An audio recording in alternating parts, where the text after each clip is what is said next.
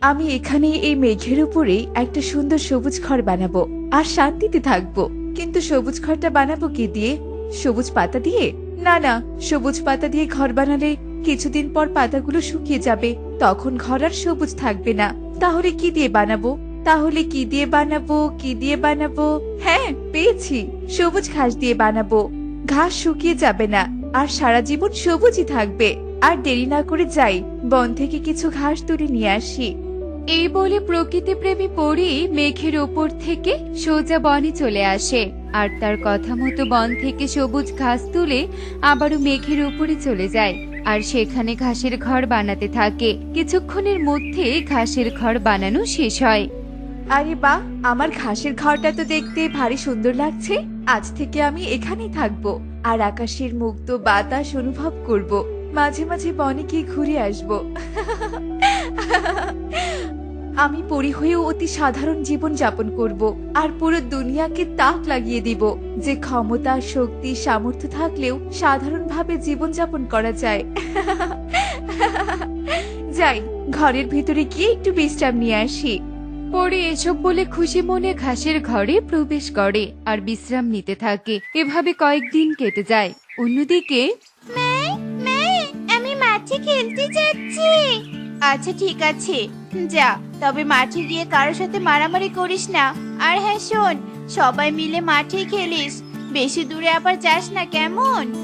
আচ্ছা ঠিক আছে মা। পারুল আর কনক মনে হয় এখনো মাঠে যায়নি। যাই, ওদেরকে ডেকে নিয়ে আসি। আরে তোকে, তুই এখানে ভালোই করেছিস এসে। আমরা তোর বাড়িতেই যাচ্ছিলাম তোকে ডাকতে। আমিও তো তোদের ডাকতে এসেছি। তোরা কি মাঠে খেলতে যাবি নাকি আরো দেরি করবি?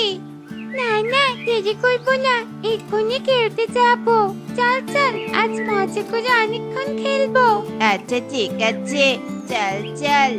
ওরা তিনজন মাঠে চলে আসে আর খেলতে থাকে। কিছুক্ষণ পর কনক বলে, এই শোন রে, আমরা তো রোজ মাঠে খেলি, তাই বলি কি, চল আজ আকাশে ওড়ার প্রতিযোগিতা করি, দেখি কে বেশি উঁচুতে উঠতে পারে। ঠিক আছে, চল। ওরা তিনজন আকাশের দিকে উড়তে থাকে। এভাবে বেশ কিছুক্ষণ কেটে যায়। ওরা তিনজন উড়তে উড়তে মেঘরাজ্যের অনেকটা কাছে চলে আসে। ওরে বাবা রে, আমি আর পাচ্ছি না রে, আমার পাখা ব্যথা করছে। আমি আর পাচ্ছি না রে। পারুল, কনক, চল ফিরে যাই। না না, আমি না যেটা পর্যন্ত যাব না। কনক ভাই আমার, তুই জিতেছিস, এবার অন্তত ফিরে যাই। আমরা দুজন আর উঠতে পারছি না যে। ওই দেখ রে, মেঘরাজ্য দেখা যাচ্ছে। আর একটু কষ্ট কর, মেঘরাজ্য ঘুরে তারপর বনে ফিরে যাব। না না বাবা, আমাদের এই উঁচু থেকে পড়ে হাত পা ভাঙার শখ হয়নি। আমরা চললাম, তুই যা মেঘরাজ্যে ঘুরতে। আর পারুল, চল ফিরে যাই। টুকি আর পারুল এই বলে সেখান থেকে বনে ফিরে আসে। এদিকে কনক উড়ে মেঘরাজ্যে চলে আসে আর কনক একটা মেঘের উপর দাঁড়িয়ে চারদিক দেখে বলতে থাকে, ওয়াও, এই রাজ্যটা কি সুন্দর, সাদাই সাদা। আরে ওটা আমি কি দেখছি? মেঘের উপরে ঘাসের ঘর। দেখি তো গিয়ে ওই ঘাসের ঘরে কে থাকে। এই ঘরে তো কেউ নেই, শুধু একটা মুকুট আছে। যাই হোক বাবা, অনেক ঘুরেছি, এখন ফিরে যাই, নয়তো মা বাবা আবার আমাকে খুঁজবে।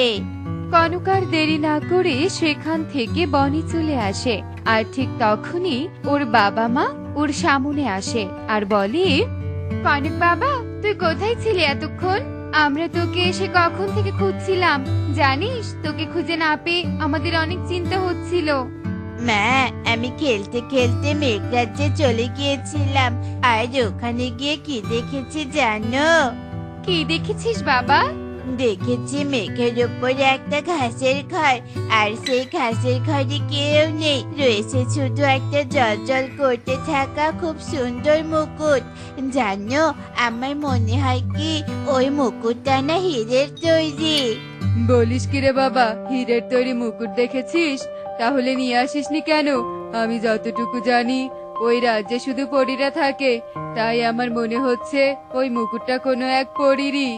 আরে তাই তো, এই কথাটা তো আমার মাথাতেই ছিল না।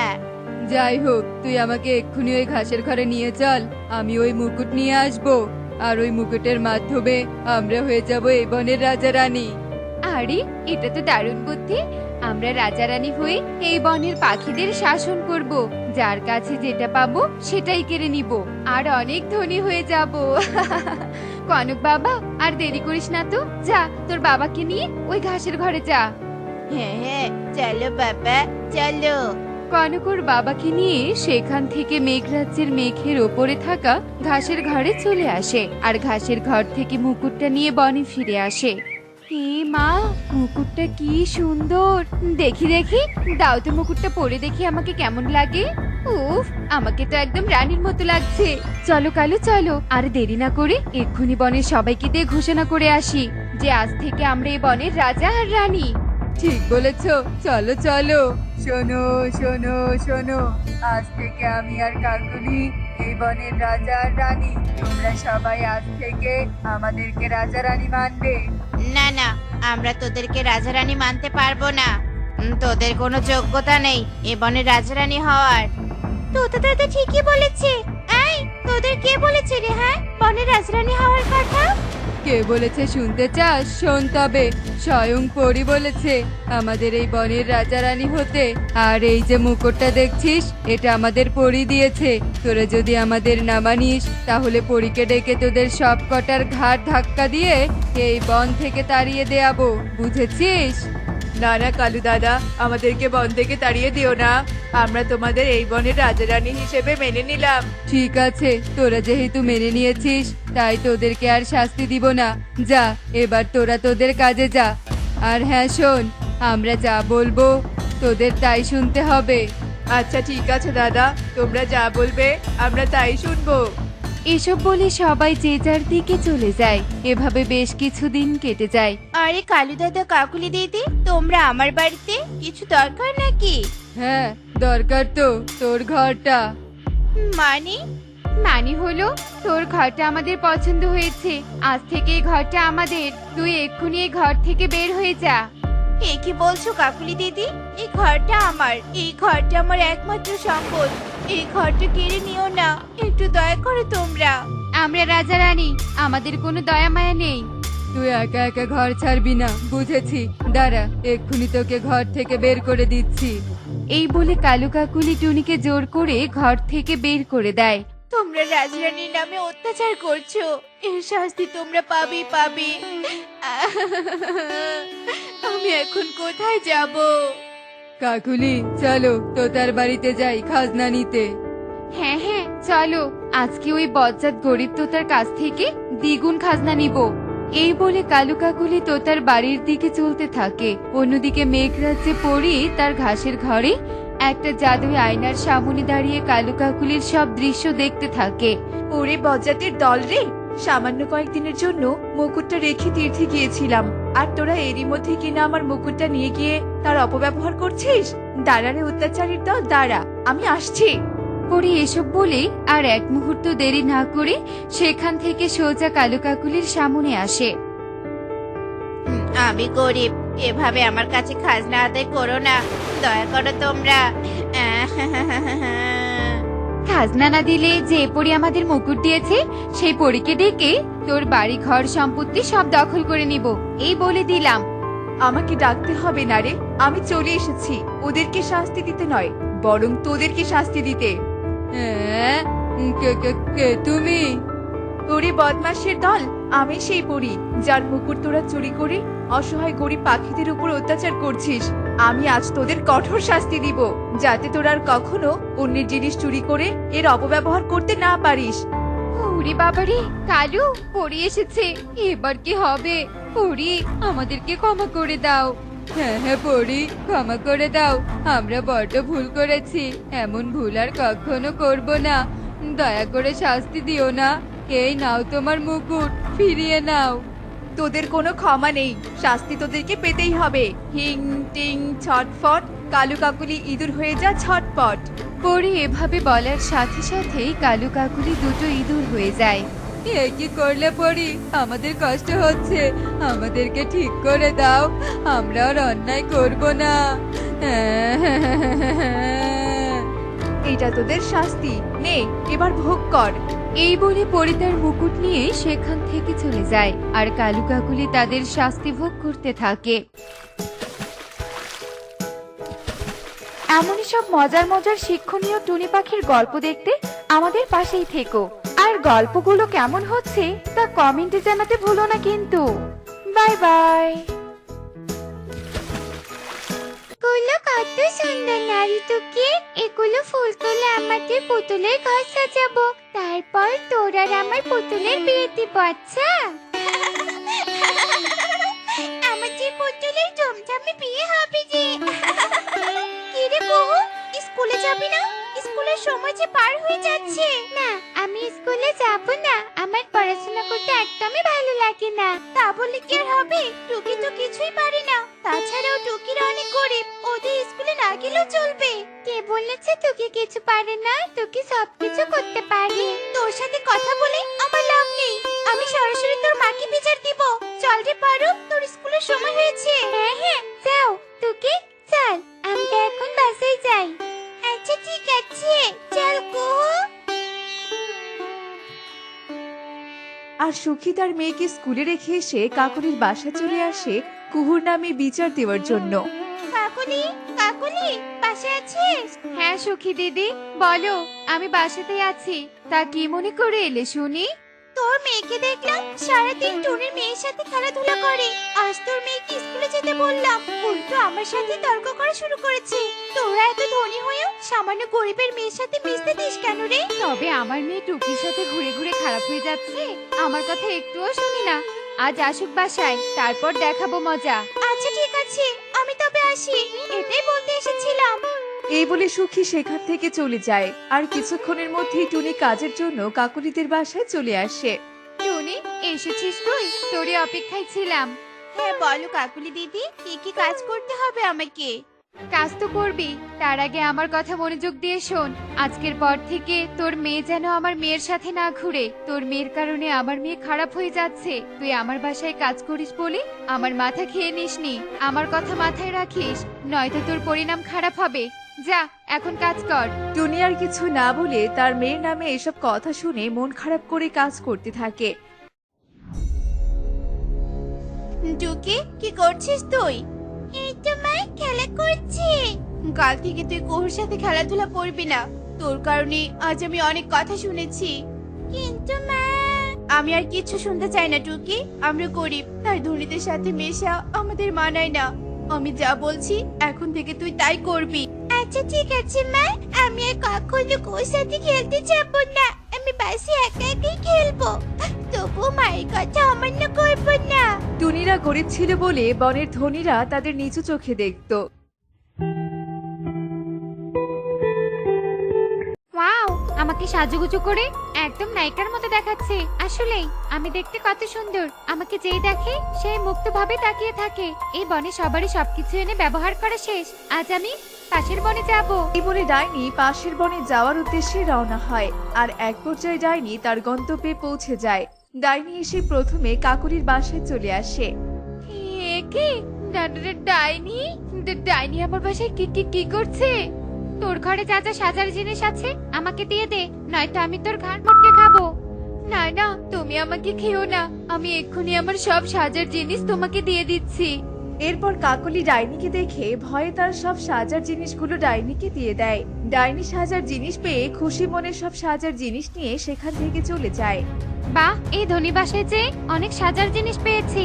আজ এগুলো দিয়ে অনেক সুন্দর করে সাজতে পারবো।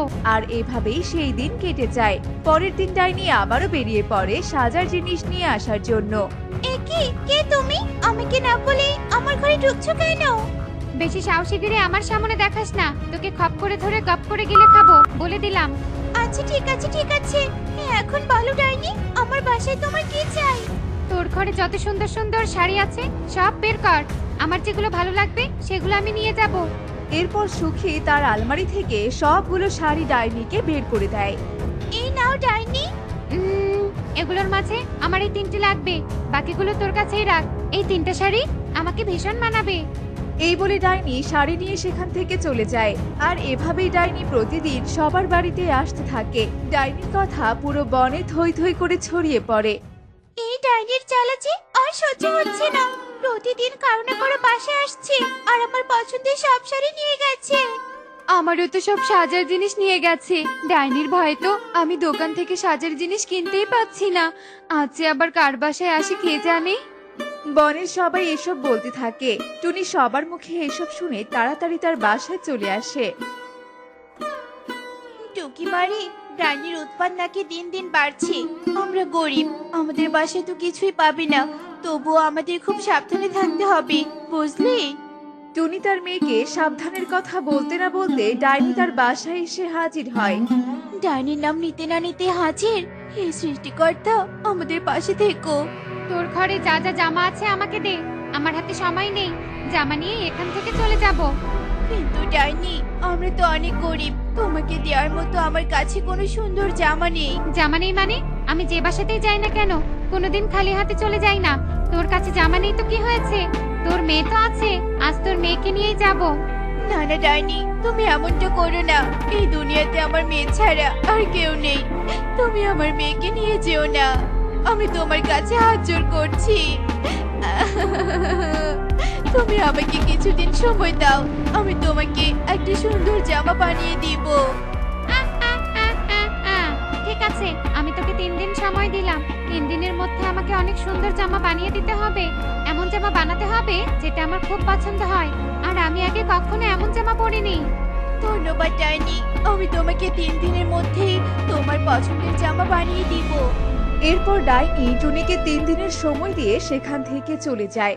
আর টুনি কেমন জামা বানাবে তা নিয়ে ভাবতে থাকে।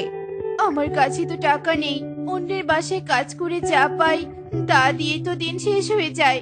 ভালো কাপড় কিনতে গেলে অনেক টাকার প্রয়োজন। কি যে করি, মাথায় কিছুই আসছে না। টুনির এসব ভাবতে ভাবতেই 2 দিন কেটে যায়। আজকে নিয়ে তো 2 দিন, কাল তানি আমাকে নিতে আসবে। তুমি যদি জামা দিতে না পারো, মা তুমি একটা কাজ করো না, আমাদের ঘরের পাশে যে ঘাসগুলো হয়েছে তা দিয়ে একটা সুন্দর জামা বানিয়ে দাও। টুকি, তুই বুদ্ধিটা তো মন্দ বলিসনি। শোন, তুই গিয়ে কয়েকটা ফুল তুলে নিয়ে আয়, আর আমি ঘাস তুলে আনি। এই বলে টুনি তার ঘরের পাশে ঘাস তুলতে থাকে। আর টুকি বনের গভীর থেকে ফুল তুলে আনে। টুনি খেয়ে না খেয়ে জামা বানাতে শুরু করে।